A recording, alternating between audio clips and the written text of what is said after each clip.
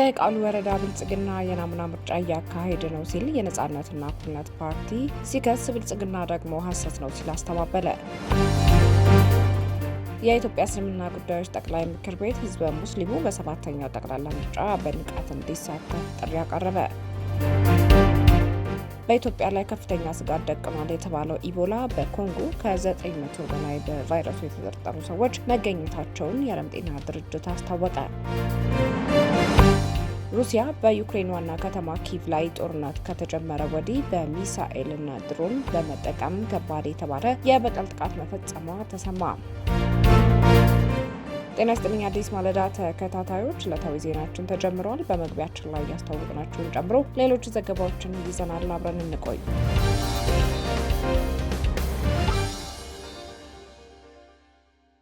በቃሉ ወረዳ ብልጽግና የናሙና ምርጫ እያካሄደ ነው ሲል የነጻነትና እኩልነት ፓርቲ ሲከስ፣ ብልጽግና ደግሞ ሐሰት ነው ሲል አስተባበለ። የነጻነትና እኩልነት ፓርቲ እጩ ተወዳዳሪ በምርጫ ቅስቀሳ ወቅት ተጽዕኖና የመወዳደሪያ ምልክቶችን የመቅደድ ድርጊት እየተፈጸመብኝ ነው ሲሉ ከቃሉ ምርጫ ክልል ለአዲስ ማለዳ ቅሬታቸውን አሰምተዋል። ከዚህ በተጨማሪም በገዢው ፓርቲ እጩዎች የስም ማጥፋትና መሰል ተግባራቶች እየተፈጸመ እንደሆነ ተነግሯል። እጩ ተወዳዳሪ አገር ገንጣይ፣ አደፍራሽና መሰል ቃላቶችን በመጠቀም በህዝቡ ዘንድ እየተናገሩ ነው ያለ ሲሆን፣ ገዢው ፓርቲ በበኩሉ አላደረኩም ብሏል። በአማራ ክልል በደቡብ ወሎ ዞን በቃሉ 2 ምርጫ ክልል ለህዝብ ተወካዮች ምክር ቤት በእጩነት የቀረቡ የነጻነትና እኩልነት ፓርቲ ተወዳዳሪ በምርጫ ቅስቀሳ ወቅት ህገወጥ ተጽዕኖ ማሳደር ድርጊቶችንና የማስፈራሪያ ሁኔታዎች እያጋጠሟቸው መሆኑን ገልጸዋል። ሁሴን አደም ሐሰን ፓርቲውን ወክለው ለህዝብ ተወካዮች ምክር ቤት እጩ እንደሆኑ የገለጹት ተወዳዳሪ በተለይም በገጠር ቀበሌዎች እና በከተሞች በዲሞክራሲያዊ መንገድ ለምርጫ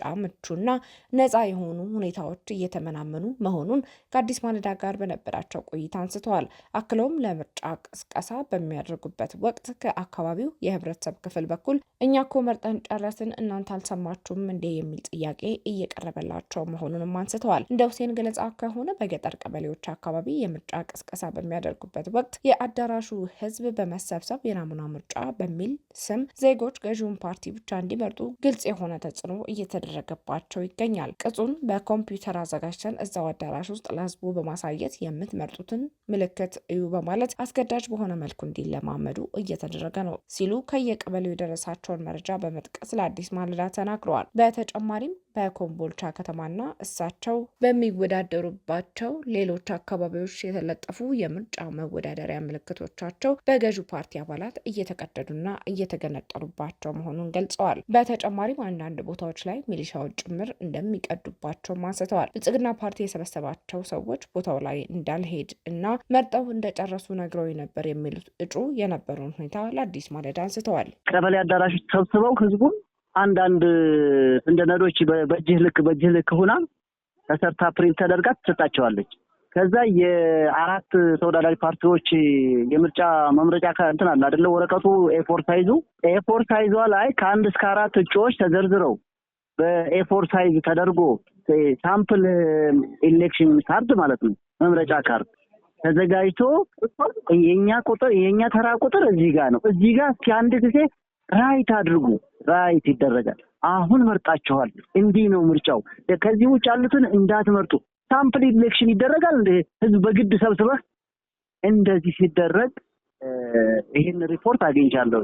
ሌላው ደግሞ እኛ በተንቀሳቀስንባቸው ጣቢያዎች አሁን ትናንትና ወርሰይ የሚባል ቀበሌ ላይ ከኮምቦልቻ አለፍ ብሎ የኔ ምርጫ ክልል ነው ወርሰይ ማለት ምንድን አሉኝ መሰለህ አለችኝ አንዷ ሴትዮ፣ የፖለቲካ አስገድዶ መድፈር እየተደረገብን ነበር፣ እንኳን መጣችሁ አለች። አዲስ ማለዳ የቃሉ ወረዳ የብልጽግና ፓርቲ ቅርንጫፍ ጽህፈት ቤት ኃላፊን አደም አብዱን ያነጋገረች ሲሆን ፓርቲው እያደረገ ያለው እንቅስቃሴ ምርጫ ቦርድ በሚፈቅደውና በሚያዘው መሰረት ነው በማለት በተቃዋሚ ፓርቲ የተነሳባቸውን ክስ በፍጹም እኛ እንደዚህ አይነት ነገር የለም እንዲኖርም አንፈቅድም ይህንን በማለት ምላሽ ሰጥተዋል። አደም አክለውም አሁን ላይ ተፎካካሪ ፓርቲዎች ጭምር የምረጡ እንቅስቃሴ እያካሄዱ መሆኑን በመግለጽ የፓርቲው አባላት እንዲህ አይነት ተግባራት እንዳይፈጽሙ ቀድመው ግንዛቤ መፍጠራቸውን አንስተዋል። መራጮች እንዴት መምረጥ እንዳለባቸው ያለባቸው ማስተማር ያለበት ምርጫ ቦርድ ነው ያሉት ኃላፊው እኛ እንዴት ይህን እንሰራለን በማለት ጥያቄ አዘል ምላሻቸውን ሰጥተዋል። የነጻነትና እኩልነት ፓርቲ እጩ ተወዳዳሪው በተለይ በህዝብ መጠቀሚያ የሆኑ የጋራ ምሰሶች ላይ የለጠፏቸው ምልክቶች ሆን ተብሎ እየተመረጡ እንደሚቀደዱባቸውም አስታውቀዋል። የነጻነትና እኩልነት ፓርቲ ሁሴን አክሎም ከገርባ አዳሜ የተባለ ቦታ ድረስ ባለፈው ሳምንት ሲለጥፉ ቆይተው ሙሉ ለሙሉ እንደተቀደደባቸው አንስተዋል። እጩ ባለፈው ሳምንት ሐሙስ 15 ኪሎ ሜትር መንገድ በእግር በመጓዝ ነው የለጠፍኩት በማለት በዚህ ቦታ ላይ ደግሞ ስለኛ መጥፎ ትምህርት ለማህበረሰቡ እያስተማረው ነው ሲሉም ከሰዋል። አርብ መጥተው ህዝቡን እንደዚህ መጥፎ ፓርቲ ናቸው፣ አገር የሚገነጥሉ ናቸው፣ አገር ገንጣይ ናቸው እያለ ሶስት ውጪዎች በመኪና ላይ ሆነው ህዝቡን ሰብስበው በየሰፈሩ በየቀበሌው እንዳትመርጧቸው፣ ይሄ ችግር የለውም ይበሉ። ያ አይደለም ያቺ 15 ኪሎ ሜትር በእግሬ እየሄድኩኝ እኔ መኪና የለኝ መኪና እንደነሱ ይጃል እንቀሳቀስ በእግሬ እየሄድኩ የለጠፍኳት ተገንጥላ አንድ ባንድ ተገንጥላ ትናንት በሙንታርቦ ከኮምቦልቻ ጀምረን ባቲ ደርሰን ወደ አዳሚ ድረስ ያን የለጠፍኩትን በሙሉ ሳይ አንዲት ምልክት የለችም። አንድ የነጻነትና እኩልነት ፓርቲ እጩ በአንዱ የብልጽግና ቀበሌ ፊት ለፊት ባለው ምሰሶ ላይ እንዲሁም 2 ምልክቶችን ቀደውብኛል ያሉት ተወዳዳሪው ይህ ድርጊት ሆን ተብሎ ተቃዋሚዎችን ለማዳከም የሚደረግና በምርጫ ቅስቀሳው ላይ ተጽዕኖ ለመፍጠር ነው የሚደረግ ሲል ቢገልጸውም የወረዳው ብልጽግና ፓርቲ ኃላፊ ግን እንዲህ አይነት ነገር እንደማይደረግ ለአዲስ ማለዳ አንስተዋል። እስከ ትናንት ድረስ ያለው መረጃ እየቀሰቀሱ ነው፣ ዛሬም እየቀሰቀሱ ነው። ትናንትና ለምሳሌ ከኮምቦልቻ በግራና በቀኝ ባሉ በቃሉ ወረዳ ቀበሌዎች እየቀሰቀሱ ነው ያሉት። የተቀደደ ነገር እኛ እስካሁን የመጣ ነገር የለም። የተቀደደባቸውም ነገር ካለ ለምርጫ ቦርድ ማቅረብ ነው። የኛ ባለን ግን ከመጀመሪያ ጀምሮ ኮሙኒኬት እያደረግን ያለ ነው። የምርጫ ህጉን ከላይ እስከታች አሰልጠናናል። ከአመራር ጀምሮ እስከ አባል ድረስ ምርጫ ቦርድ የሰጠንን ኦሪንቴሽን እኛም ኦሪንቴሽን ሰጥተናል። የማንንም ሰው ምልክት መቅደድ እንዳይቀሰቅስ መንቀፍ ይሄ እንደማይቻል አሳውቀናል አባላችንን። በዛ ልክ ነው እየተንቀሳቀሰ ያለው። የተቀደደብኝ የሚል አካል ካለ እንግዲህ ያው ምርጫ ቦርድ ሁላችንም ገቨርነንስ ስለሚያደርግ ለሱ ማሳወቅ ነው። አዲስ ማለዳ ነጻነትና እኩልነት ፓርቲ ያነሳቸውን ሀሳቦች ለብልጽግና ፓርቲ ኃላፊ ያነሳች ሲሆን ፓርቲው እንዲህ አይነት ስራዎች ላይ እንደማይሳተፍ በመግለጽ አስተባብለዋል። ቀበሌ አዳራሾች ሰብስበው ህዝቡን አንዳንድ እንደ ነዶች በእጅህ ልክ ሆና ተሰርታ ፕሪንት ተደርጋ ትሰጣቸዋለች። ከዛ የአራት ተወዳዳሪ ፓርቲዎች የምርጫ መምረጫ እንትን አለ አይደለ? ወረቀቱ ኤ4 ሳይዟ ላይ ከ1 እስከ 4 እጩዎች ተዘርዝረው በኤ4 ሳይዝ ተደርጎ ሳምፕል ኢሌክሽን ካርድ ማለት ነው መምረጫ ካርድ ተዘጋጅቶ የኛ ተራ ቁጥር እዚህ ጋር ነው። እዚህ ጋር እስኪ አንድ ጊዜ ራይት አድርጉ። ራይት ይደረጋል። አሁን መርጣችኋል። እንዲህ ነው ምርጫው። ከዚህ ውጭ ያሉትን እንዳትመርጡ። ሳምፕል ኢሌክሽን ይደረጋል እንደ ህዝብ በግድ ሰብስበህ እንደዚህ ሲደረግ ይሄን ሪፖርት አግኝቻለሁ። ሌላው ደግሞ እኛ በተንቀሳቀስንባቸው ጣቢያዎች አሁን ትናንትና ወርሰይ የሚባል ቀበሌ ላይ ከኮምቦልቻ አለፍ ብሎ የኔ ምርጫ ክልል ነው ወርሰይ ማለት ምንድን አሉኝ መሰለህ አለችኝ አንዷ ሴትዮ የፖለቲካ አስገድዶ መድፈር እየተደረገብን ነበር እንኳን መጣችሁ አለች።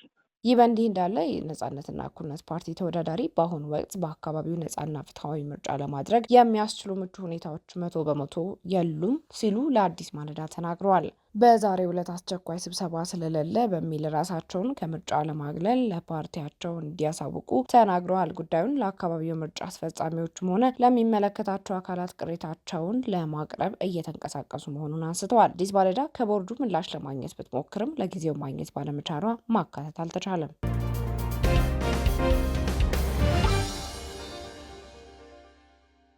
የኢትዮጵያ እስልምና ጉዳዮች ጠቅላይ ምክር ቤት ህዝበ ሙስሊሙ በሰባተኛው ጠቅላላ ምርጫ በንቃት እንዲሳተፍ ጥሪ አቀረበ። የኢትዮጵያ እስልምና ጉዳዮች ጠቅላይ ምክር ቤት መላው ህዝበ ሙስሊም በሰባተኛው ጠቅላላ ምርጫ ላይ በንቃት እንዲሳተፍና ምርጫው በሰላም እንዲጠናቀቅ የተለመደ በጎ ሚናውን እንዲጫወትም ጥሪ አቅርቧል። ምክር ቤቱ ጥሪውን ያስተላለፈው 1447ኛውን የኢድ አልአድሃ አረፋ በዓልን ምክንያት በማድረግ ለህዝበ ሙስሊሙ ባስተላለፈው የእንኳን አደረሳችሁ መልእክት ነው። የምክር ቤቱ ተቀዳሚ ምክትል ፕሬዚዳንት ሼክ አብዱል ከሪም ሼክ በድሬዳዋ ባስተላለፉት መግለጫ እስልምና የሰላምና የፍትህ ሃይማኖት መሆኑን አስታውሰው ህዝበ ሙስሊሙ በምርጫው ሂደት ላይ የበኩሉን አዎንታዊ አስተዋጽኦ ሊያበረክት እንደሚገባ አሳስበዋል።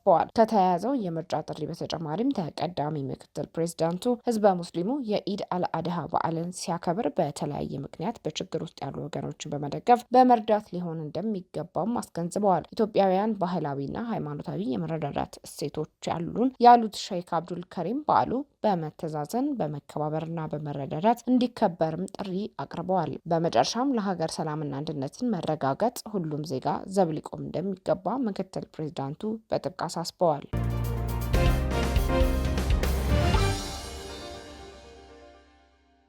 በኢትዮጵያ ላይ ከፍተኛ ስጋት ደቅኗል የተባለው ኢቦላ በኮንጎ ከ900 በላይ በቫይረሱ የተጠረጠሩ ሰዎች መገኘታቸውን የዓለም ጤና ድርጅት አስታወቀ።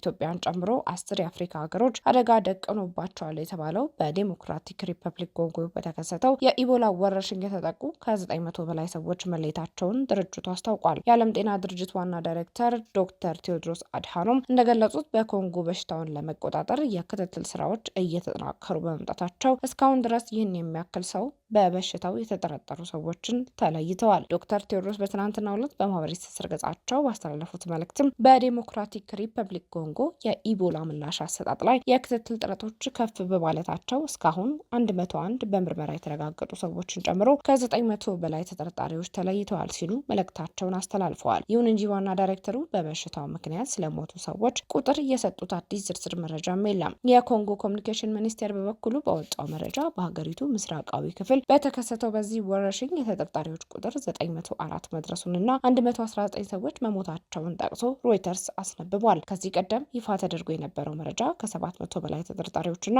170 የሚጠጉ የሞት አደጋዎች ተመዝግቦ እንደነበር አስታውሷል። የዚህ ወረርሽኝ ማዕከል እንደሆነች በምትነሳው የኢትሪ ግዛት ውስጥም ወደ 5 ሚሊዮን የሚጠጋ ሕዝብ በማያቋረጥ ግጭት ውስጥ የሚኖር ሲሆን ከነዚህ ውስጥ ከአራቱ አንዱ ሰብአዊ እርዳታ ፈላጊና ከአምስቱ አንዱ ደግሞ ከሀገር ውስጥ የተፈናቀለ ነው። ዶክተር ቴዎድሮስ በግዛቱ ያለው ጸጥታ ችግርና ሁከት የጤናና የሰብአዊ መብት ረድኤት ሰራተኞችን ጨምሮ ነዋሪዎች እንዲሰደዱ እያደረገ መሆኑን አስታውሷል። ይህ ሁኔታ ከታማሚዎች ጋር ንክኪ ያላቸውን ሰዎች የመከታተልና ምልክቶችን ቀድሞ የመለየት ስራን በእጅጉ እያደናቀፈ መሆኑንም ገልጸዋል። ኃላፊው አክሎ ቀጣይነት ያለው አለመረጋጋትና ፍርሃት በማህበረሰብ ውስጥ አለመተማመን እየፈጠረ ነው ብለዋል። የዓለም ጤና ድርጅትና የሰብአዊ ጤና አጋሮች በጣም አስቸጋሪና የጸጥታ ስጋት ባለባቸው የኢቱሪ አካባቢዎች ጭምር በመንቀሳቀስ ላይ ናቸው ተብሏል። ማህበረሰቡ ከኢቦላ ስጋት በተጨማሪ ከተለያዩ በሽታዎች ጋር እየታገለ በመሆኑ አጠቃላይ የጤና አገልግሎት ማቅረብ ወረርሽኙን ውጤታማ በሆነ መንገድ ለመከላከልና አመኔታን ለመገንባት ወሳኝ መሆኑን የድርጅቱ ዳይሬክተር አስገንዝበዋል። የዓለም ጤና ድርጅት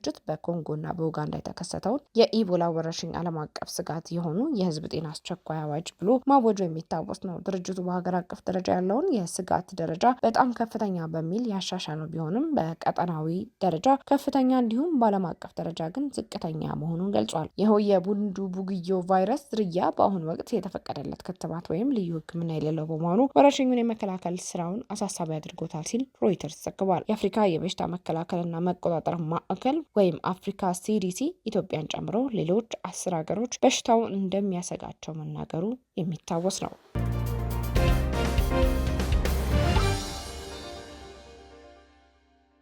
ሩሲያ በዩክሬን ዋና ከተማ ኪቭ ላይ ጦርነት ከተጀመረ ወዲህ በሚሳኤልና ድሮን በመጠቀም ከባድ የተባለ የበቀል ጥቃት በፈጽሟ ተሰማ። ሩሲያ በትናንትናው ዕለት በዩክሬን ዋና ከተማ ኪቭና በአካባቢዋ ላይ በመቶዎች የሚቆጠሩ ድሮኖችና ሚሳኤሎችን በመጠቀም ጦርነቱ ከተጀመረበት ጊዜ አንስቶ ታይቶ በማይታወቅ መልኩ እጅግ ከባድ የተባለ የአየር ጥቃት አድርሳለች። በጥቃቱ ምክንያት በከተማዋና በዙሪያዋ በትንሽ 4 ሰዎች ሲገደሉ ከ100 በላይ የሚሆኑት ደግሞ መቁሰላቸውን የዩክሬን ባለስልጣናት አስታውቀዋል። የተተኮሱትን የጦር መሳሪያዎች በተመለከተ የዩክሬን አየር ኃይል እንደገለጸው ከሆነ ሩሲያ በአጠቃላይ 90 ሚሳኤሎችና 600 የጥቃት ድሮኖችን ወደ ዩክሬን ያስወነጨፈች ሲሆን አብዛኞቹ ጥቃቶች ያነጣጠሩት በዋና ከተማዋ ኪቭ ላይ ነው። ሩሲያ ከድምጽ ፍጥነት በ10 እጥፍ የሚወነጨፈውን እናም ለመምታት እጅግ አስቸጋሪ የተባለውን ኦሬንሺክ የተሰኘውን የሃይፐርሶኒክ ባላስቲክ ሚሳኤል ለሶስተኛ ጊዜ በዚህ ጥቃት ላይ መጠቀሟ ታውቋል። ይህ እጅጉን አውዳሚ ነው የተባለው ሚሳኤል ከኪቭ በስተደቡብ 50 ማይል ያህል ርቀት ላይ በምትገኘው ቢላ ጸርክቫ በምትሰኘው ከተማ ላይ ማረፉን ፕሬዚዳንት ቮሎዲሚር ዜሌንስኪ አረጋግጠዋል። በኪቭ ከተማ ከእኩለ ሌሊት ጀምሮ ከፍተኛ የፍንዳታ ድምጾች የተሰሙ ሲሆን ነዋሪዎች ሌሊቱን በባቡር ጣቢያዎች ውስጥ ተሸሽገው ለማሳለፍ ተገደው እንደነበርም ዓለም አቀፍ መገናኛ ብዙሃን ዘግበዋል። የኪቭ ከንቲባ ጥቃቱ በከተማዋ በሚገኙ ሁሉም ወረዳዎች ላይ ጉዳት ማድረሱን በመግለጽ በርካታ የመኖሪያ ህንፃዎች፣ ትምህርት ቤቶች፣ የንግድ ማዕከላትና የህዝብ ገበያዎች በእሳት መያያዛቸውን አስታውቋል። ከነዚህ ስፍራዎች በተጨማሪም የሀገሪቱ ብሔራዊ የጥበብ ሙዚየምና ታዋቂው የፊልሃርሞኒክ አዳራሽን ጨምሮ በርካታ ታሪካዊ ቦታዎች ጉዳት ደርሶባቸዋል ሲል ከንቲባው ገልጿል።